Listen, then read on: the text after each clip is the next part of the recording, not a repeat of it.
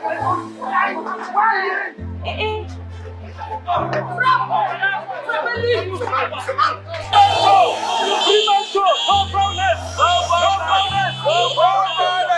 violence! No violence!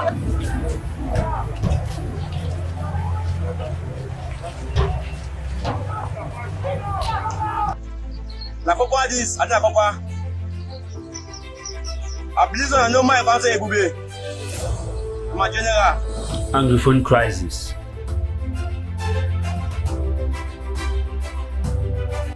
The common man is caught between the devil and the deep blue sea. Yes. 4 years on with the war, our team moved to the affected areas to see what the situation holds. While preparing to go to Meme Division, Kwakwa, Nake, Bole, Big Ekumbi, Small Ekumbi, I had one thing in my mind, which was, how do I get to talk to these people deeply affected by the crisis, most of whom never bargained for the armed conflict? En route to Kumba, you need not to be told that you are in a war zone. You are welcome to Ekona. Ekona is located in Fako Division, specifically within the Buruka municipality, and it is a hotspot of the ongoing Anglophone crisis. And where we are is Star Street. This particular street has been noted for the ongoing Anglophone crisis as to be the hotspot. This is where Besem and 2 others were shot by people the family consider as elements of Cameroon's security forces as they went out in search of snails, by what you see in my hand. The conflict is still on, and those who are greatly affected are the civilians. You see, some of the homes in your care have been abandoned by those settling in this area. Where I am currently standing, nobody is living in this side. You see, the homes are locked, and sometimes the doors are locked too. You can see that at this particular point, the door seemingly it seems as this place has been vandalized. Sometimes when people run and leave their homes, the homes are being vandalized. This is a difficult situation. And over this way, you see another door which is open. This is another door which is open, a family home which is open, and virtually that's how you see. It means that these persons, this home is actually open. This door is actually open. There are pictures on the walls. There are pictures on the walls, and nobody is here. And that's how the door is, and that's how the door will be. You don't need a soothsayer to tell you you are in the conflict zone. This is your care. This is Special Branch Police Station, Moyuka. You can see things for yourself. It has been abandoned. Now the building is all in glass. The people have actually abandoned these structures. You see how the bullet piercing, the dimension of the bullet piercing here in Yoke village, which is in Fako Division in the southwest region of Cameroon. You see the whole of those living in this area is they have deserted the area. You see, it's been locked, and evidence to show you that actually this particular spot was hit by a bullet. And you camera again, the camera will pick you. You see, this is another bullet shelling casing to indicate to you that these are positions that were actually struck by the bullet. You see that in most of the areas, especially in Moyuka, they've been greatly abandoned. If we come to this other side where you have a driving school, you see that the areas too have been badly abandoned, and virtually nobody is here. Nobody is here. This particular spot gives you a picture as to what is ongoing here in Moyuka. This is the first daughter of Comfort, and this is the first son of Comfort. She had 2 children, and she left behind 2 children, and she used to take care of the entire family. And this is where the image we saw on social media came from. And this is where Comfort was killed. From this position, there are still elements of blood at this particular spot. This is where the act was done, and it is sad to see how the situation is. We've spoken to the family. The family is pointing fingers to the non-state armed groups, and she was pulled from this position right up to the main road. She was dropped somewhere here. So she was dropped here on that fateful day. She was dropped here. It happened on a Tuesday. This is Kumba. You can see the visible wall structures and The bullet piercing on the walls of these buildings here in Kumba.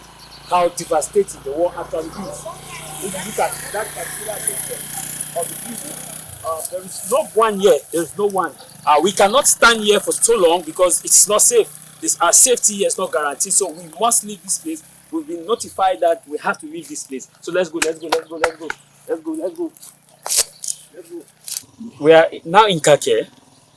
Still see the visible sign that it is a war zone, an abandoned area. Look at the building behind me. It's all covered with grass. This used to be the residence of the headmistress of government primary school in Kumba.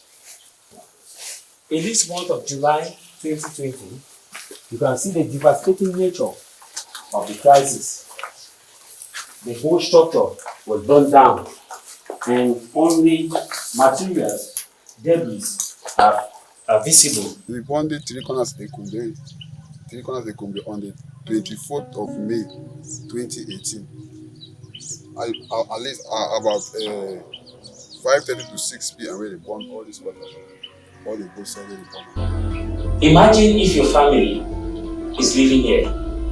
Maybe if the camera can come, we are inside this room, but from a different position, you see bullet piercing. From a different position.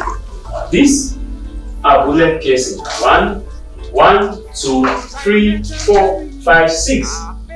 And that tells you it came through the window. Now in all directions, the bullet rains. This used to be an active village where men, women, children, mothers of different ages, different social groupings, different political class enjoyed their lives in 2013, 2015.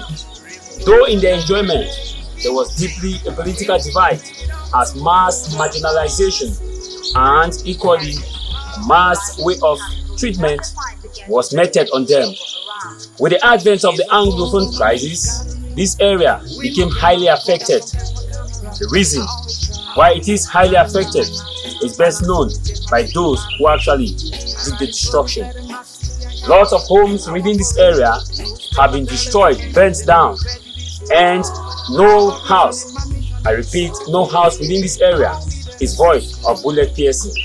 We are in one of the residences in Bole. There you will see how the destruction has taken place. Here there is nobody in this compound, and bullet piercing is an eminence of destruction. If you come into this area, you will see that there is practically nobody in this house. The home has been destroyed. Look at the window and they share it. It's just to let you know that it is a difficult situation out here in Bole. To get to Nake, Bole, Kwakwa, Kumba, Bole Bakundu is not a day job. You have to move through several control checks for both forces, the non-state armed groups and the state armed groups. And at each point, you must be asked of your identity card. Most of the time, if you meet the friendly enemy, you are asked to give a support. If you don't meet the friendly enemy, your fate is between you and your God. Electricity is a nightmare. RBC in this war, in Kwakwa, Nake, Bole, Kumba, and the entire Meme division, there are no winners. The trophy left there for the winners are destruction, hardship, poverty in the minds of the people. When the crisis will end, it's left in the hands of God.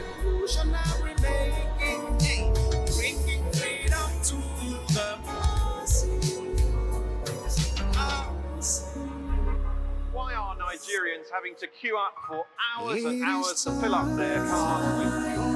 For the men of the press to speak with one voice. It is time for the men of the press to speak with one voice. It is time for the men of the press to sing with one voice. One voice. Hey.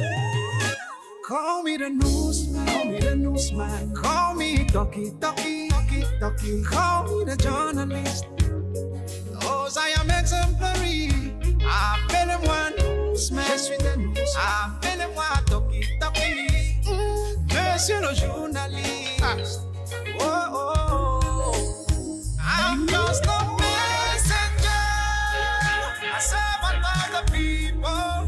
I'm a messenger, voice of the voiceless. I'm a messenger, revolutionary making, bringing freedom to the masses. Have flown into Garawu on the Nigerian-Cameroon border and Washington. Thank you.